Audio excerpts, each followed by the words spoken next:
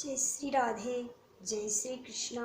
आप सभी भाई बहनों को राम राम। आज मैं आपको करवा चौथ व्रत की कथा सुनाऊंगी। करवा चौथ कार्तिक कृष्ण पक्ष की चतुर्थी को ये व्रत किया जाता है। इस व्रत में चौथ माता का स्मरण कर, भगवान गणेश का स्मरण कर इस व्रत का संकल्प लेके पूरे दिन निराहार रह के शाम को जब चंद्रोदय हो चंद्रमा को अर्घ्य देके फिर जल पिया जाता है और भोजन किया जाता है। दोपहर के समय में चौथ माता की और गणेश भगवान की कथा सुननी चाहिए। वह कथा मैं आज आपको सुनाऊंगी। इस कथा में वैसे तो जल भी नहीं पिया जाता, लेकिन सुबह स्नान करके सूर्य भगवान को जल देके जल ग्रहण कर सकते हैं और शाम को सूर्य अस्त होने के बाद में जल बिल्कुल भी ग्रहण नहीं करना चाहिए। चंद्रमा को अर्घ्य देकर ही जल पीना चाहिए। इस व्रत की कथा इस प्रकार है। एक बार कार्तिक कृष्ण पक्ष की चतुर्थी आई, तब सभी स्त्रियों ने चौथ माता का व्रत रखा। तब माता पार्वती की पूजा करने के लिए सभी स्त्रियां आई। तब माता पार्वती अपने पुत्र गणेश को गोद में बिठाकर गणेश से बातें कर रही थी। तब गणेश से वह बोल उठी, हे पुत्र गणेश, आज कार्तिक कृष्ण पक्ष चतुर्थी है। इसमें लोग सभी स्त्रियां तुम्हारी और मेरी पूजा करती है। क्या तुम जानते हो, ये तुम्हारी पूजा तो करती है क्योंकि तुम्हारा जन्म दिवस है, परंतु मेरी पूजा क्यों करती है? तब भगवान गणेश माता की गोद से उठे और माता से बोले, हे माता, क्या तुम्हें ज्ञात नहीं है कि ये तुम्हारी पूजा क्यों करती है? क्योंकि तुम मेरी जन्म देने वाली माता हो इसलिए। परंतु इसका एक और कारण है। इसका कारण क्या पुत्र, तुम इसका कारण जानते हो? तब गणेश भगवान बोले, हे माता, जब पिता शिव ने मेरा मस्तक सर से अलग कर दिया था, धड़ से अलग कर दिया था, तब आपने विकराल रूप धारण किया था। आपने 9 देवियों के रूप में विस्तृत हो गई थी और हाहाकार मचा दिया था। तब सभी देवता विस्मित हो गए थे और सब आपकी स्तुति करने लगे थे। भगवान शिव भी डरने लगे थे और आपकी स्तुति करने लगे थे। तब आप में से निकलकर शिवा बोली कि हे देवताओं, अगर तुम मेरे पुत्र को पुनर्जीवित कर दोगे तो मैं तुम सबको क्षमा कर दूंगी और वरदान दूंगी। अगर मेरा पुत्र पुनर्जीवित नहीं हुआ तो मैं सभी स्त्रियों के पुत्रों को हरण कर लूंगी, उनको मौत के घाट उतार दूंगी। ऐसा तुम्हारे मुख से सुन के सभी देवता आपके पुत्र को पुनर्जीवित करने का विचार विमर्श करने लगे। तब भगवान शिव ने कहा कि जंगल में से गज, ऐरावत हाथी गज के रूप में जन्म हुआ है, उसकी मृत्यु होना निश्चित है। उसका मुख काट कर लाओ और भगवान गणेश को लगा दो।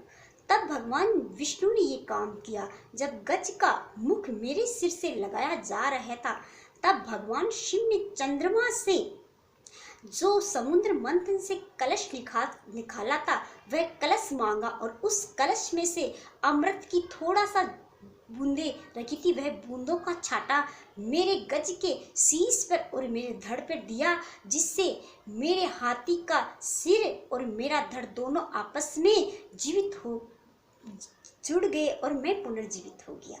इसलिए उस दिन आप जब अशांत थी, तब आपने मुझे जीवित देखकर प्रसन्न हो गई और आपने देवताओं से कहा, हे देवताओं, मेरे पुत्र को पुनर्जीवित किया है, इसलिए तुम जो चाहो वर मांग लो।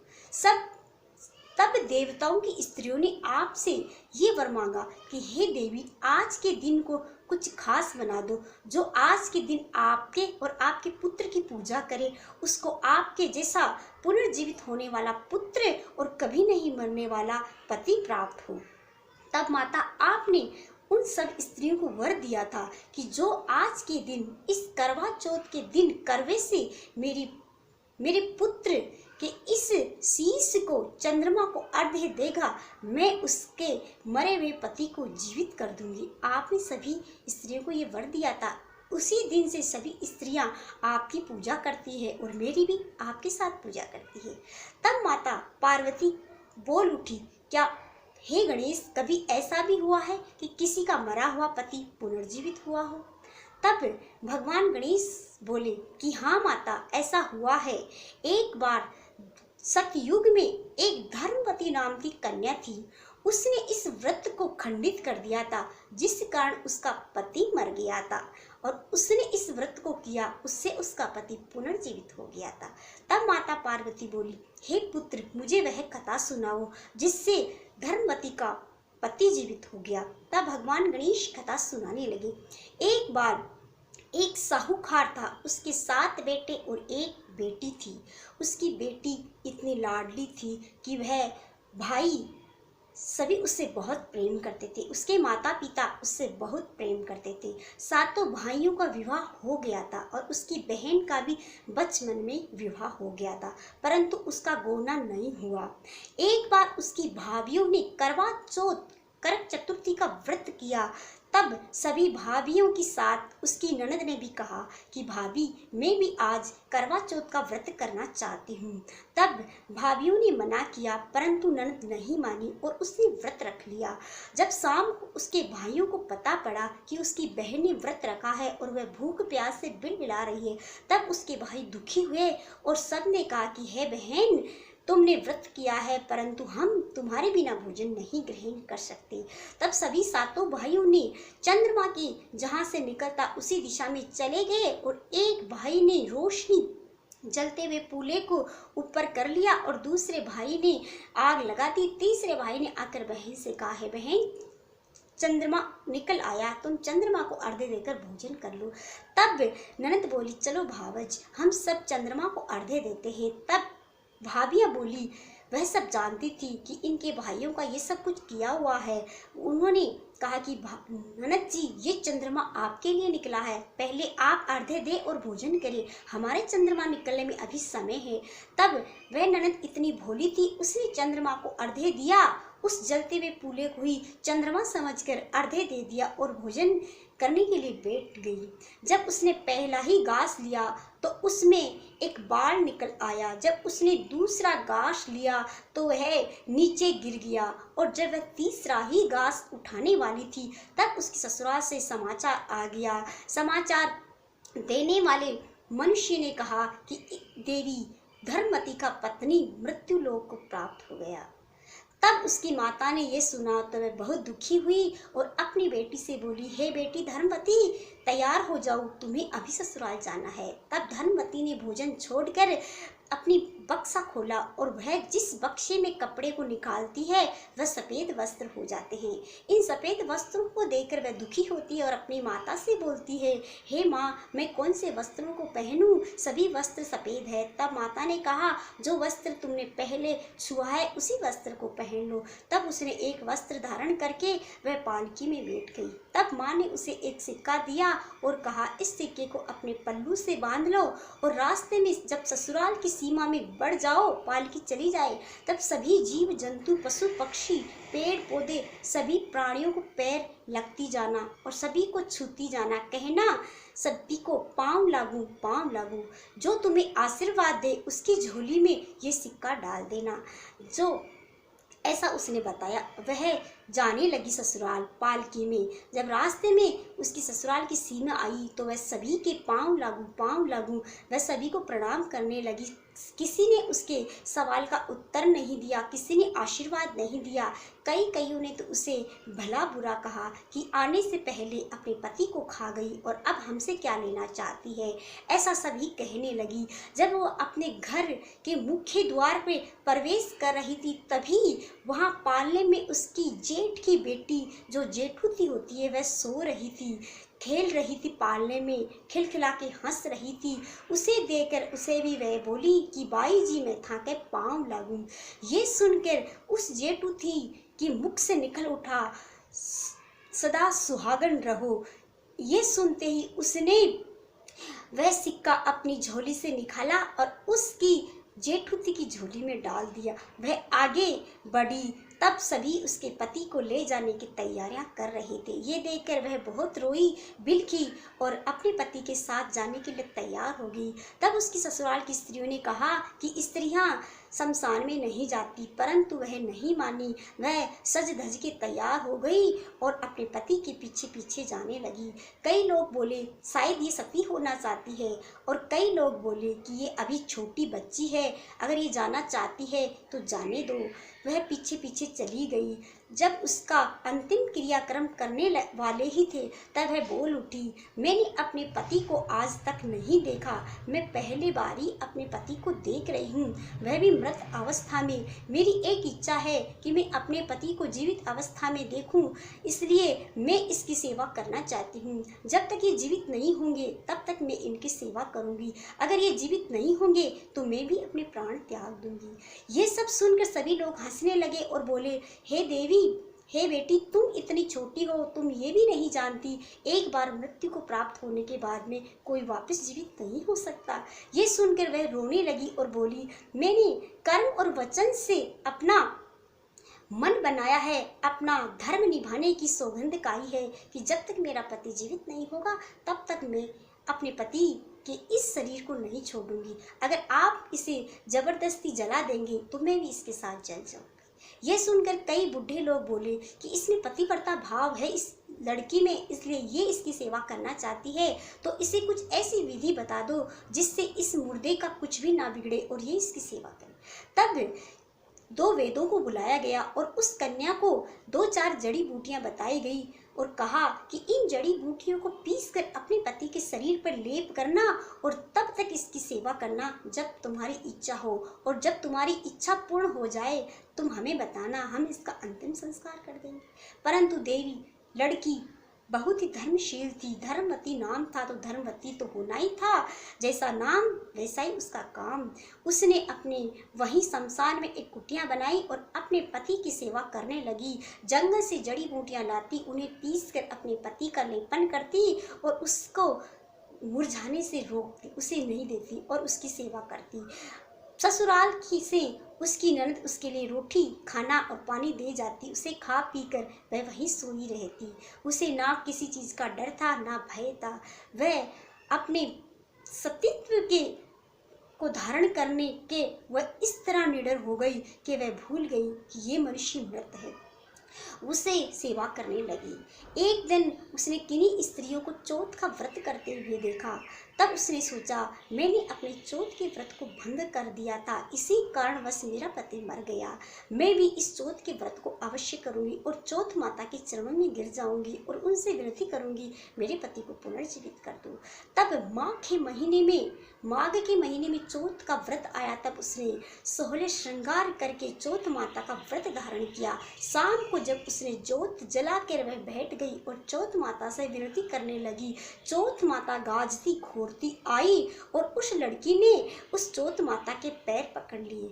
तब चौथ माता बोली, चल पापन हत्यारण, मेरे पैर छोड़, करवो ले 7 भाइयों की भेंट करवो ले, घनी भुख्यारण करवो ले, व्रत भांड वाली भेंट करवो ले। ये ताना वह उसे मारने लगी। तब वह लड़की उसके चरणों में गिर के बोली, हे माता, मैं तो बिल्कुल भोली थी, मुझे नहीं पता था, मेरा व्रत टूट रहा है, मुझसे गलती हुई है, मुझे क्षमा कर दो और मुझे कोई वर दो जिससे मेरा पति पुनर्जीवित हो जाए। तब चौथ माता को दया आई। वह बोली, मुझसे बड़ी वैसाखी महीने में आएगी, तुम उससे विनती करना, प्रार्थना करना, वह तुम्हारी झोली अवश्य भर देगी।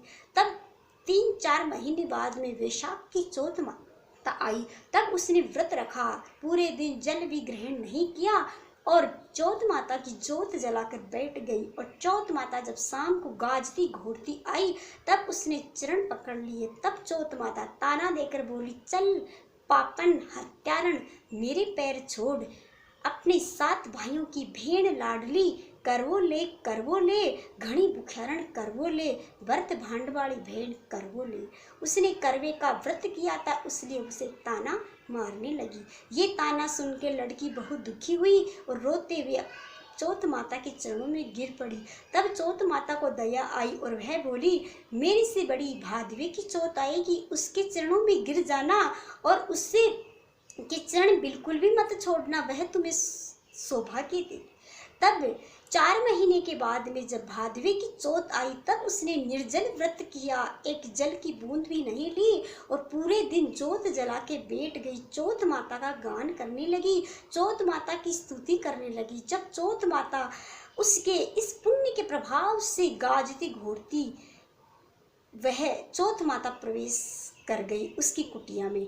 तब चौथ माता के वह चरणों में गिर गई। तब चौथ माता ने ताना मारा, चल पापन हत्यारण, मेरे पैरों को छोड़, तूने करवो ले 7 भाइयों की भेड़ करवो ले, घड़ी भुख्यारण करवो ले, व्रत भांडवाड़ी भेड़ करवो ले। ये ताना उसने भी मारा। तब वह लड़की बोली, हे चौथ माता, मैं इतनी भोली, इतनी सीधी, मुझे नहीं पता कि मेरा व्रत खंडित हो गया, मुझे क्षमा करे देवी, मुझे माता क्षमा करे और अपनी ही पुत्री समझकर मुझे कोई ऐसा उपाय बताए जिससे मेरा पति पुनर्जीवित हो जाए। तब चौथ माता को दया आई, वह उससे बोली, सुन बेटी, तूने मेरी भक्ति की है, मेरी पूजा की है, मेरा व्रत रखा है, इसलिए मैं तुझे एक उपाय बताती हूँ, वह उपाय तुम करना, उससे तुम्हारा पति पुनर्जीवित हो जाएगा। तब वह चौथ माता बोली, जब कार्तिक कृष्ण पक्ष की करवा चौथ का व्रत आएगा, तब तुम 16 श्रृंगार करके सुबह से अन्न जल ग्रहण मत करना और चौथ माता की जोत जला के बैठ जाना। एक थाली में 16 श्रृंगार और एक थाली में पूजा की सामग्री लेना, रोली मोली चावल सुपारी मेहंदी अक्षत सभी सामग्रियां लेकर चौथ माता जब आए तब उसकी पूजा करना और उसके चरणों में गिर जाना, और जब तक वह तुम्हें सौभाग्य का आशीर्वाद ना दे तब तक उसके पैर मत छोड़ना। और एक मिट्टी का करवा लेना, उसमें जल डालना और थोड़ा गंगा जल की बूंद डालना और उस जल से उस चौथ माता की पूजा करना, वह तुम्हारे पति को पुनर्जीवित कर। ऐसा कहके वह चौथ माता चली गई और 2 महीने बाद में कार्तिक कृष्ण पक्ष की करवा चौथ का व्रत आया। तब धर्मवती ने अपने पूरे धर्म और प्रायण होकर करवा चौथ का व्रत किया और 16 श्रृंगार करके चौथ माता की अन्न जल ग्रहण किए बिना चौथ माता की जोत जलाकर बैठ गई। और जब शाम को चौथ माता गाजती घोरती आई, तब उसने 16 श्रृंगार की सभी सामग्रियां और मिट्टी का करवा और पूजा की सामग्री एकत्रित करके चौथ माता के सामने उपस्थित हो गई। जब चौथ माता गाजती घोरती आई, तब उसने चौथ माता के पैर पकड़ लिए और वह पैरों में गिर के रोने लगी। तब चौथ माता क्रुद्ध हो गई और क्रुद्ध होकर बोली, चल पापन हत्यारण, मेरे पैरों को छोड़, व्रत भांडने वाली भेड़, अपने भाइयों की प्यारी बहन करवो ले 7 भैया की भेड़ करवो ले। ऐसा ताना मारने लगी और अपने पैरों को छुड़ाने लगी, परंतु लड़की ने पैर नहीं छोड़े। वह बिलक बिलक कर रोने लगी, परंतु पैरों को उसने नहीं छोड़ा। तब चौथ माता ने कहा, चल मेरे पैर छोड़, मैं तुझे सौभाग्य दूंगी, परंतु जो मैं तुझे बताती हूँ वह करो। तब लड़की उठी और बोली, हे चौथ माता, मैं कुछ भी करूंगी, मैं अपने प्राण दूंगी, परंतु मुझे मेरे पति के प्राण चाहिए। ऐसा तब वो बोली। तब चौथ माता ने कहा, चल वो पूजा की थाली ला और वह 16 श्रृंगार ला। तब लड़की लेके आई और करवा लेके आई। तब उसने करवा चौथ माता ने अपनी अंगुली में से अनामिका से सिंदूर और अपने कोए से काजल निकाल के उन सभी सुहाग की सामग्रियों को छिटा दिया और उस सिंदूर का दान उसके सुहाग की सामग्री पे दिया और उस करवे के जल को अभिमंत्रित करके उसके पति के मुख में डाल दिया। मृत पति के मुख में वह करवे का जल डालते ही उसका मरा हुआ पति हिलने लगा और वह श्वास लेने लगा। ये देख लड़की बहुत प्रसन्न हुई और चौथ माता के चरणों में गिर के उसकी स्तुति करने लगी, उससे विनती करने लगी, आज आपने मेरे पति को जीवित कर दिया, ये देखकर मैं बहुत प्रसन्न हूँ, इसलिए मैं और क्या वर मांगूं।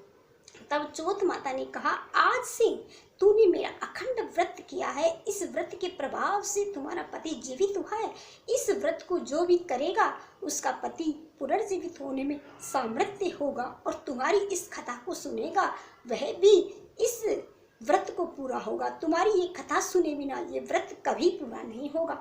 जो धर्मवती कन्या करवा चौथ का व्रत किया, उसकी कथा सुनने से ही इस व्रत को मैं पूर्ण फल दूंगी। ये कहकर चौथ माता उसके पति को जीवित कर गए और उसके अन्न धन के भंडार भर के चली गई और आशीर्वाद दिया कि पुत्र हो, पौत्र हो और तुम्हारे परिवार का सहस्त्र युगों तक नाम रहे। यह आशीर्वाद देके वे चौथ माता अंतर ध्यान हो गई।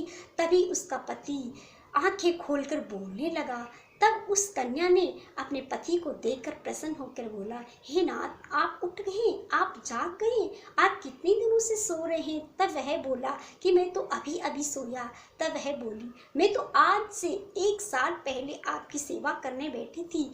गई करवा चौथ पर मैंने आपको मृत देखा और आज पुनर्जीवित देखा, ऐसा ही हुआ।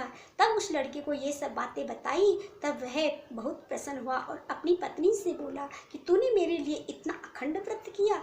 ये देखकर वह बहुत प्रसन्न हुआ और बोला, तुम्हारी जैसी पत्नी शायद ही मुझे मिले। वह उसके साथ प्रसन्नचित्त होकर वहीं रहने लगा। दूसरे दिन जब उसकी ननद उसके लिए खाना लेकर आई, तब वह दोनों चौपड़ पासा खेल रहे थे। ये देखकर वह अचंभित हो गई। बोली, भाई को मरे हुए 1 साल हो गया और ये पुरुष कौन है। वह अपनी माँ से जाकर बोली कि उसके पास कोई पराया पुरुष है।